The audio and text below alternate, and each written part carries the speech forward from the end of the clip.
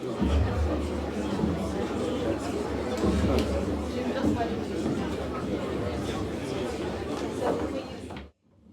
think I'm going to be emotional. I am just blown away by the crowd that have come tonight to show their concern about this very important matter, the proposed sale or the sale of HMAS Penguin. On behalf of the Headland Preservation Group and Mossman Parks and Bushland, I welcome you to this very important evening and to hear from our eminent panel regarding the government's decision to sell off a part of HMAS Penguin. I'm sure many of you, or all of you tonight, are here share our concerns as to the fate of HMAS Penguin, the implications for the heritage and environmental protection of the site, and the sale's potential impact on the Middlehead Peninsula, a site of national and international significance.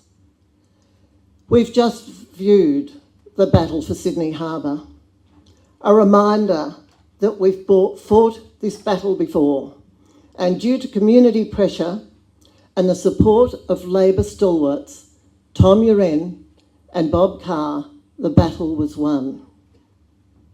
Now it's Labor, the Labor government, that is proposing to sell off this land again. A never-ending battle, but I can see with the support of all of you here tonight, we will stand up and we will try and reverse this decision.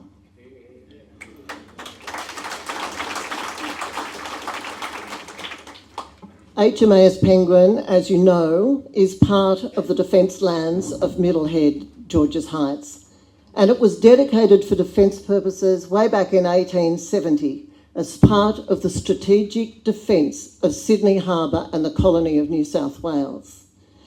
HMAS Penguin bookends the heritage of the site, a purpose-built naval base and hospital complex built in 1942.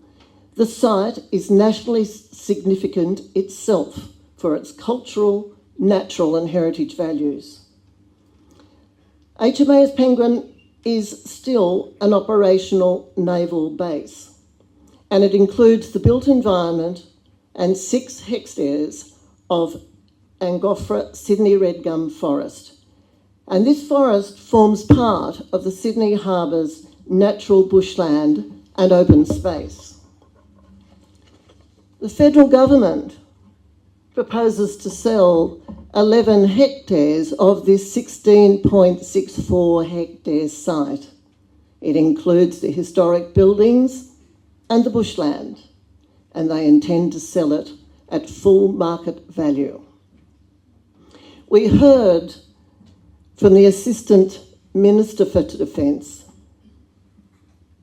Peter Khalil, when he visited Mossman 2 weeks ago, that it's been decided that the partial divestment of HMAS Penguin will go ahead.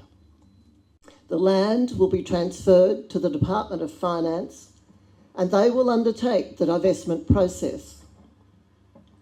Minister Khalil spoke in detail about the divestment at the meeting, and although he said divestment did not necessarily mean sale, he didn't explain the meaning of the term.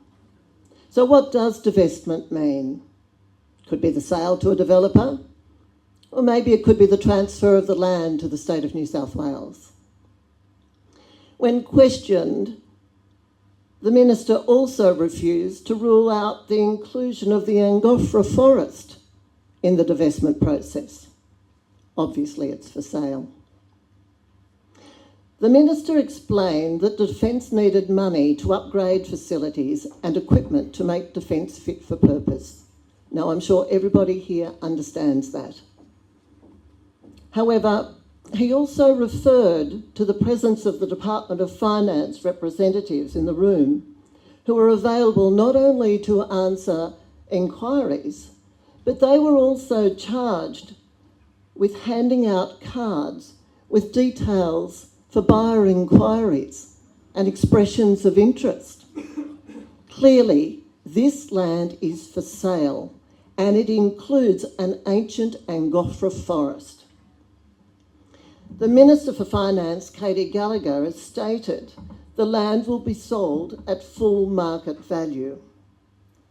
That value, of course, depends upon what is going to be built on the land. And in a location like this, a sale aimed at maximum return will almost certainly guarantee luxury housing or high-rise accommodation. This would fundamentally be incompatible with the site's heritage, environment and access constraints. This decision by Defence to divest this nationally significant site has been made without community consultation, without taking due diligence, and without a transparent cost-benefit analysis. But one overt omission is the failure of the Department of Defence to recognise the heritage listings over this site. Defence refers to only one heritage listing. That is incorrect. HMAS Penguin is protected under 2 Commonwealth heritage listings, one covering the base itself for its consistent architecture with nautical themes, and also the listing includes the whole of the Angophora forest. The second listing covers the wider Georges Heights Middlehead Defence landscape, of which HMAS Penguin is an integral part. There is a third listing that impacts the site, and it's the Military Road Heritage Framework. This dates back to 1870, when they were building the 1870 fort and rolling the cannons down the road. And it runs along the southern boundary of HMAS Penguin, and it is the only access point to the base. Now, this road cannot be widened, it cannot be curbed and gutted, and it must remain subservient to the park-like landscape where it sits. So any major development would seriously damage these heritage values, especially through increased traffic and urbanisation. These Commonwealth heritage protections that I've just mentioned only apply while the land is in Commonwealth ownership. There is no clear explanation from Defence as to how these protections would be enforced if the land is sold. There is no guarantee that the state will enforce the protections. Most likely, the land would be rezoned for residential development. This creates a real risk that the heritage obligations will not be met. Our position is HMAS Penguin must stay in Commonwealth ownership. If Defence no longer needs part of the site, it should be transferred to the Sydney Harbour Federation Trust, which was specifically set up to protect and manage the former Defence sites in and around Sydney Harbour, and it has the expertise to do so.